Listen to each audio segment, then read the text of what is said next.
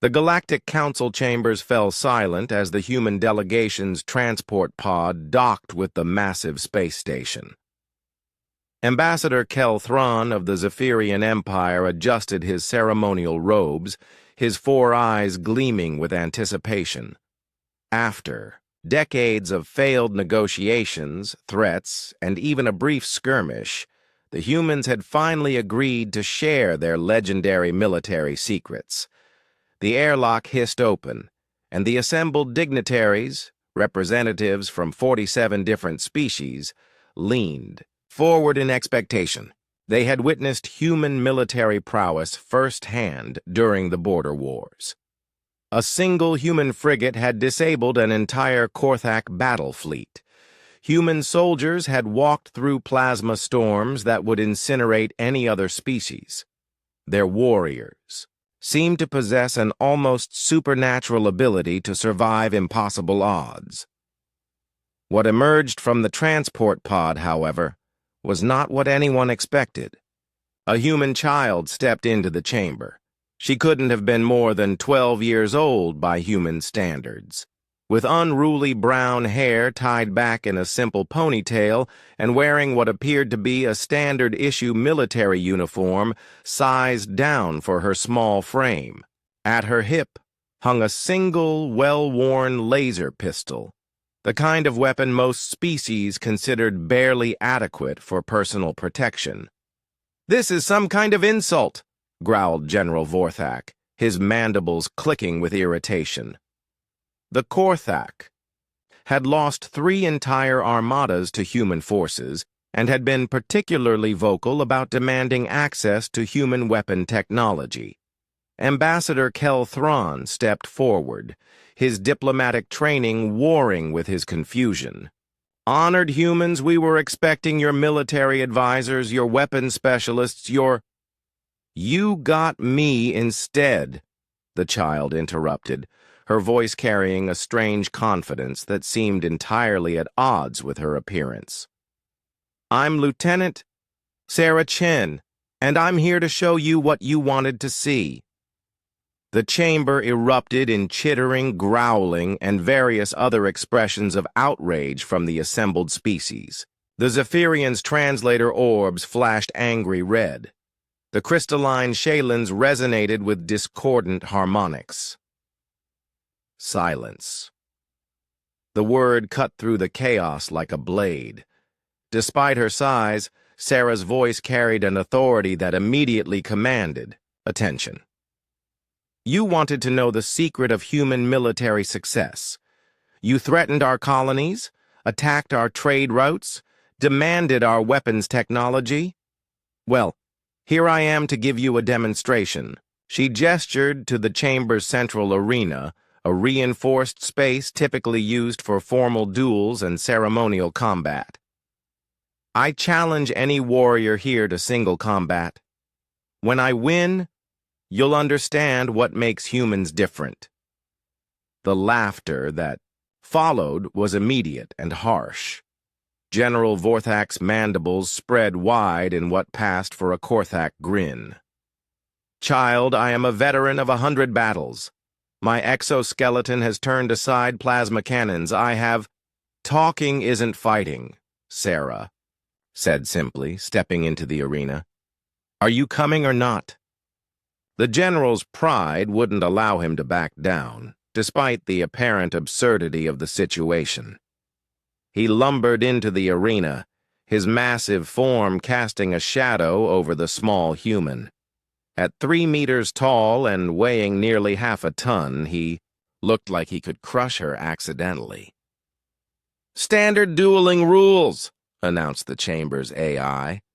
"Combat continues until one participant yields, is incapacitated, or—" The AI paused, seemingly uncomfortable.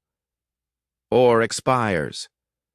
Sarah drew her laser pistol with a fluid motion that spoke of countless hours of practice. The weapon looked almost comically oversized in her small hands. Vorthak activated his plasma cannon, a weapon that could punch through starship armor. "Begin."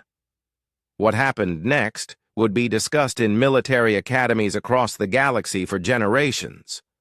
Vorthak fired first, his plasma bolt searing through the air where Sarah had been standing a microsecond earlier. The human child moved like liquid mercury, her small size allowing her to dodge and weave between shots that would have vaporized any other being.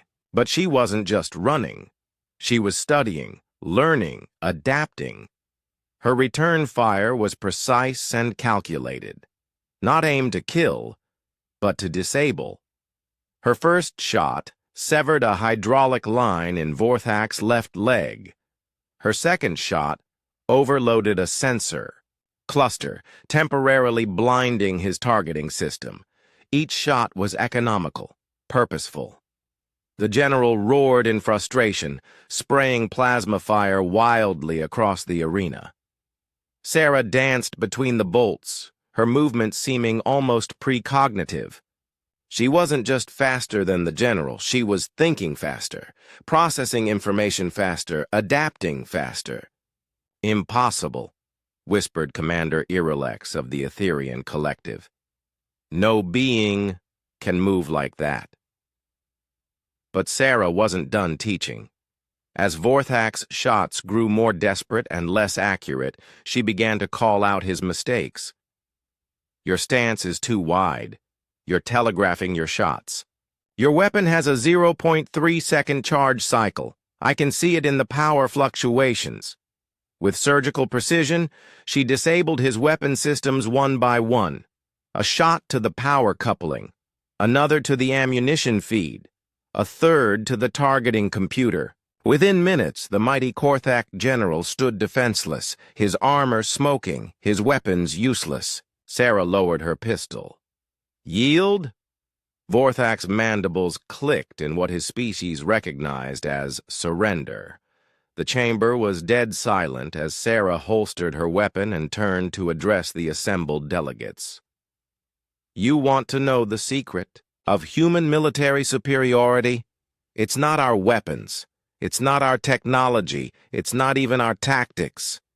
She gestured to where Vorthak stood, slowly realizing he'd been systematically dismantled by someone a tenth his size. It's this. We don't just fight harder. We think harder. We adapt faster. We find solutions where others see only problems. Ambassador Kelthron found his voice. But you're just a child. Exactly. Sarah's smile was sharp as a blade. I'm 12 years old, and I just defeated your best warrior using a standard-issue sidearm. Do you know why? Because humans start learning to think like this from the moment we can walk. Every human child grows up solving puzzles, playing games, learning to adapt and overcome. She looked around the chamber, meeting the gaze of each delegate. You came here expecting to steal our weapons, thinking that's what makes us dangerous. But our weapons aren't what you should fear. It's our minds. It's the fact that we never stop learning, never stop adapting, never stop finding new ways to win. The silence stretched until Commander Irelex finally spoke. What? What do you want from us? Nothing, Sarah said, turning back toward the airlock. We never wanted this conflict. You forced it on us. But now you know.